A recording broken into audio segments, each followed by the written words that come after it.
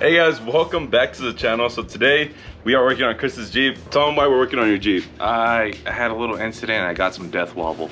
And as you guys know, Jeeps are common for that because of old worn parts. So let me show you how I find out what part is wrong and what we need to fix. So let's get under Chris's Jeep and show you that. So you're definitely gonna want a second person for this. It'll make it a lot easier. And you obviously need room in the front of the Jeep, so Chris is gonna reverse it. It's pretty damn close. I forgot how loud this Jeep is. What you're gonna have the person in the driver's seat do, you're gonna want them to move the steering wheel like that. Hey, have it in park and e-brake on, and you're gonna have them move the steering wheel like that. And you're gonna wanna be under the Jeep, and you wanna start by looking at the track bar. So if there's any movement, there should be a little bit of movement, but not too much. I think this is maybe a little bit too much right there. And then check this side, that one's not moving at all. Another tip, hold onto the bar and you might feel it clicking. So this one I don't feel it clicking, and this one I do. And if you look at this side, you can see this joint is moving up and down. So you don't want any up and down movement on any of the joints. So this one's bad for sure. This one, I don't feel any clicking. This one's fine. See this one up here?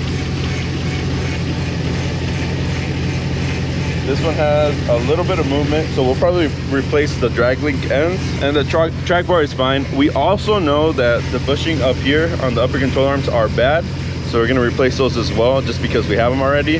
And to test those, you pretty much just have to take the upper control arm out and then check, or sometimes you might see the whole mount moving left and right. But now we know what's wrong, so we're gonna go ahead and replace the ends on here. For this video, we're gonna be doing only the upper control arms, and for the next one we'll be doing the ends on the drag link. So again, to recap, is have someone on the inside like Chris shaking the steering wheels left and right, not all the way left and right, just barely left and right, and hold on to the bars, and you could feel it click when you have a bad joint because it's moving up and down, and it shouldn't be moving up and down.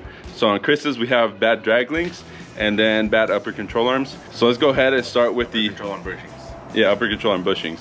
So we're gonna go ahead and start with the bushings for this video, and then for the next one we'll do the drag links. And one thing I recommend for this is get the iron rock tool. So let me show you that. So you absolutely don't need this tool, but this will make your life way easier. This is from Iron Rock. This right here makes it so easy to remove them. This washer, you tighten it up and it pulls the joint out this way, and then to put it back on, you put it the opposite way. You can leave it off, don't turn it off. So the other day when we started this project, we did not finish it. First of all, because we couldn't get it out. Second, we didn't have the right bushing. So this one right here, this is from Trailforge. Wait, hold on. First of all, we didn't have the right tool. No, we had the right tool. It just wasn't here. It just wasn't here. But we got the right bushings now, and these are the upgraded bolts, right? So they're a 12 mil bolt. So it'll be a little bit better than what we got now. And if you have long arms, I think these should just bolt in. So we're gonna get started again and try once more.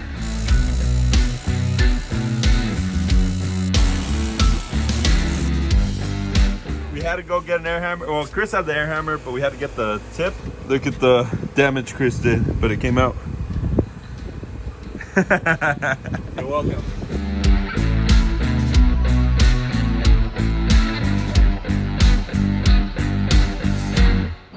And since these bushings come with an upgraded bolt, we do have to drill out the upper control arm for them to fit.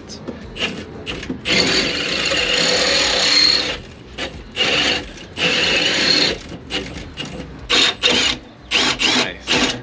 And one tip, to get the axle in the right place, first of all, you want to measure upper control arms, make sure that they're the same size. Get a ratchet strap, tie it onto the axle, that way it twists it back, and you're able to get the bolt through. And we actually changed the way we put the bolt in. Instead of putting the head on the wheel side, we put it on the inside. And we can use an impact to get it out.